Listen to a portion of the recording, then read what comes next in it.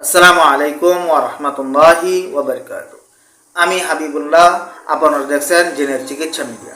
সম্মানিত ভাই, আমি কয়েকদিন আগে আপনাদেরকে আলোচনা করেছিলাম যে আমি একজন ইমাম সম্পর্কে আলোচনা করব, তিনি কিভাবে আক্রান্ত হলেন সেই বিষয়টি। সম্মানিত ভাই, সেই উদ্দেশ্যে আজকের আমার এই ভিডিওটি বানানো। আমি কোনো ভূমিকা ছাড়া সংক্ষেপে এই আলোচনাগুলো করে দিচ্ছি, খেয়াল করে শুনেন যে মানুষ বিপদে কিভাবে পড়ে। তিনি কওমি মাদ্রাসার শিক্ষক, তিনার ডিগ্রি হচ্ছে হাফেজ মাওলানা মুফতি। তিনি কওমি মাদ্রাসার শিক্ষক, অলরেডি তিনি কওমি মাদ্রাসায় পড়াচ্ছেন। খেয়াল করে শুনেন, তিনি মসজিদে ইমামতি করেন। মসজিদের পাশে একটা বিল্ডিং করা হয়েছে, ওই জায়গায় তাকে আলাদা একটা রুম দেওয়া হয়েছে। ওই বিল্ডিংয়ের ভিতরেই প্রস্রাবখানা, অজুখানা, প্রস্রাবখানা, বাথরুম এবং পাশে তার রুম। ওই জায়গায় থাকেন, একা একা থাকেন রুমে, ওই জায়গায় থাকে নামাজ পড়েন। মুসল্লিদের যাদের সমস্যা হয় তাদেরকে পানি পড়া, তেল পড়া, ঝাড়ফুঁক করেন, এটাই তার কাজ। নামাজ পড়েন, মাদ্রাসায় পড়েন, এভাবে চলতেছে। হঠাৎ করে একদিন রাত্রে একটা লোকে এসে ডাকতেছে, ভাই আবার জিনমিন মনে করেন, আপনাদেরকে তো বলতে গেলে বাস্তবে তার মুসল্লি। ওই যে ডাকতেছে তার মা অসুস্থ, যে হুজুর একটু উঠেন। রাত্রে এসে নামাজের পর শুইছে, খানা খায়া ডাকতেছে, তুলে নিয়ে গেছে যে আমার মা এরকম সমস্যা যান।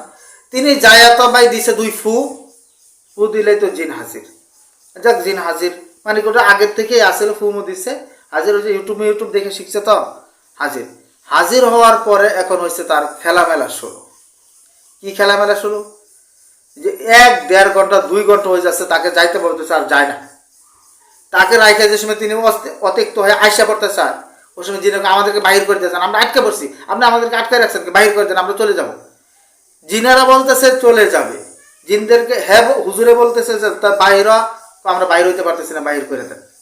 এভাবে ভাই প্রায় রাত্রের 3 মুখে থেকে 2টা, 2:30, 3টা বাজে গেছে আর কি। এরকম ভঙ্গি চঙ্গি করতে করতে কোনোভাবেই এই রুগীর সমাধান হচ্ছে না। যাইতে বললে আমি যাইতে পারতেছি না, রাইতে আসে পড়তে চাইলে আগের ঠেলা বলতেছে আমাদেরকে বাহির করে দিতে, আমরা কি করব? এরকম একটা অভিজ্ঞতা নাই তো, নতুন মানুষ, কোনোদিন শিখেও নাই, ইউটিউব দেখছে, কিছু বই দেখছে, কাজগুলো করতে গেছে। যাক, এভাবে আয়সা গেছে, তিনি মসজিদে আয়সা গেছে, আর ছাড়াইতেই পারে না, কি করবে? না পারার পরে ফজরের নামাজের পরে তিনি আমাকে নিয়ে গেছে এসে, যে হুজুর একটু আসেন। নিয়ে গেছে মসজিদে, নিয়ে যাওয়ার পরে বলতেছে যে হুজুর দেখেন আমার মাথাটা গরম হয়ে যাচ্ছে, ঘাড় ব্যথা, সারাটা শরীর এরকম গরম, কোনোভাবেই শান্তি লাগতেছে না, কি করা যায়? আমি বললাম যে দেখেন, আপনি জাদুতে আক্রান্ত হয়েছেন, আমার মাদ্রাসার থেকে যায় পানিটা নিয়ে আসেন, ওই পানিটা পান করেন এবং খান, তাহলে ঠিক হয়ে যাবে ইনশাআল্লাহ। মানে কি, আমি সবসময় পরে রাখি, আমি ছাত্রদেরকে দিয়ে কিছু পানি পরে রাখছি অনেকগুলো, এগুলো একা পড়তে গেলে অনেক সময়ের প্রয়োজন, আমি পরে রাখছি যাতে খাওয়ার সাথে সাথে মোটামুটিভাবে সুস্থ হয়ে যায় একটা মানুষ। এবং আমি সবসময় পরে রাখি। তিনি নিয়ে পানি পইরা মেরে খাইছে, তারপরে সারে নেয়, তারপরে কিছু আয়াত করে রুকিয়া করা লাগছে, তিনি সুস্থ হয়ে গেছে। সুস্থ হয়ে যাওয়ার পর বলছে যে ওই যে রুগীর কথা বললাম না, তার কাছে গেলাম। যাওয়ার পরে দেখলাম যে তিনি শুয়ে রয়েছে স্বাভাবিকভাবে। শুয়ে থাকার পরে তার ছেলেকে জিজ্ঞেস করলাম, ভাই আমি পরিচয় দিচ্ছি না, আপনারা একদম কাছের লোক তো, এই জন্য একটা পরিচয় দিচ্ছিলেন। তো জিজ্ঞেস করলাম যে কী খবর, তোমার আম্মার খবর কি? ওদের মেয়েকে জিজ্ঞেস করলাম, তোমার আম্মার খবর কি? যে কয় যে শুয়ে রয়েছে, দেখেন কী করা যায়। আমি দেখলাম যে স্বাভাবিকভাবে শুয়ে রয়েছে। জিজ্ঞেস করলাম, দেখলাম যে আসলে ভিতরে জিনটা আছে, কথাবার্তা স্বাভাবিকই, কিন্তু ভিতরে আছে, মাতলাম একটা এসে যায়, চোখে দেখলে বোঝা যায়, তার কথার ভাব বোঝা যায় ভিতরে জিনগুলো আছে। তারপরে রুকিয়ে করিয়া হয়তো বা বাহির করা হয়েছে। কিন্তু এই যে দেখেন, হুজুরকে নিয়ে কি একটা খেলনা শুরু হয়ে গেছে। তিনি কিন্তু হাফেজ মাওলানা মুফতি এবং অলরেডি কওমি মাদ্রাসার শিক্ষক, আল্লাহওয়ালা মানুষ, সবসময় জুব্বা পাগড়ি পরে থাকেন। কিন্তু জিনগুলো তাকে নিয়ে কেন খেলা শুরু করছে?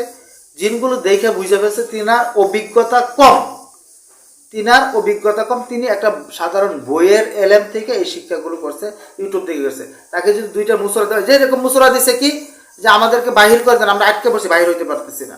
তিনার ওই টাইমে যদি প্রসেসগুলো থাকতো যে তুই বাহির হতে পারছিস না, কোথায় আটকিছস, কিভাবে আটকিছস, আমি বাহির করে দিচ্ছি, ওই টাইমে যদি তিনি ওই আয়াতগুলো, ওই কাটাগুলো, ওই সিস্টেমগুলো জানা থাকতো যেভাবে বাহির করে দেয়, তাহলে কিন্তু তিনি খেলনা হয় না। তারা হয়তো বা আটকেই নাই, প্রকৃতভাবে আটকে নাই। 100 রোগীর ভিতরে যদি কোনো জিন আটকে থাকে, 1-2% জিন আটকে থাকে অন্যর ইচ্ছা, কিন্তু 80% না 99%, 98% জিনগুলো নিজে থাইকা যায় আর বলে মানুষে আমার আটকায় রাখছে।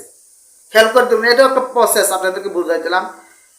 98-99% জিন নিজে নিজেই থাইকা যায় আর বলে কি আমাকে চালান দিচ্ছে, আমাকে ওই সমস্যা হচ্ছে, ওই সমস্যা হচ্ছে, ওইটা হচ্ছে। কিন্তু 2% জিন হয়তো বা তাকে আটকায় রাখছে, এরকম পাওয়া যায় জিনের রুগী দেখতে গেলে। জি, তাহলে এই বিষয়গুলো আমি এটাই বুঝাতে চাচ্ছিলাম যে দেখেন, নিজেও আক্রান্ত হয়ে গেল, শেষ পর্যন্ত এই ইমাম সাহেব হুজুরের রুগীটাকে কোনো সাইজ করতে পারলো না। সারাটা রাত্র তিনি অনেক ভয়ে কাটছে, সারাটা রাত্র তিনি অনেক ভয়ে কাটছেন। তারপরে তিনি মোটামুটি এখন আমি তাকে কিছু আয়াত কিছু সিস্টেম বলে দিচ্ছি, মোটামুটি এখন চলতেছে আলহামদুলিল্লাহ। তার আশেপাশে আমি বলছি যে কোনো জিনের রুগী আসে আপাতত চিকিৎসা না করে আপনি এই সিস্টেমগুলো আগে শিখেন, পরে চিকিৎসা করেন। সম্মানিত ভাই, এখন মোটামুটি ভালো আছে। আমি ইনশাআল্লাহ কোনো সময় হইলে ইমাম সাহেবকে নিয়ে একটা ভিডিও দেবো, তিনার অভিজ্ঞতাগুলো হয়তো আমি বলতে পারলাম না। তিনি সম্মানিত ভাই, আজকের ভিডিওটি এই পর্যন্ত। ভিডিওটি ভালো লাগলে সকলে আমার জন্য দোয়া করবেন, আমি আপনাদের জন্য দোয়া করি। আসসালামু আলাইকুম ওয়া রাহমাতুল্লাহি ওয়া বারাকাতুহু।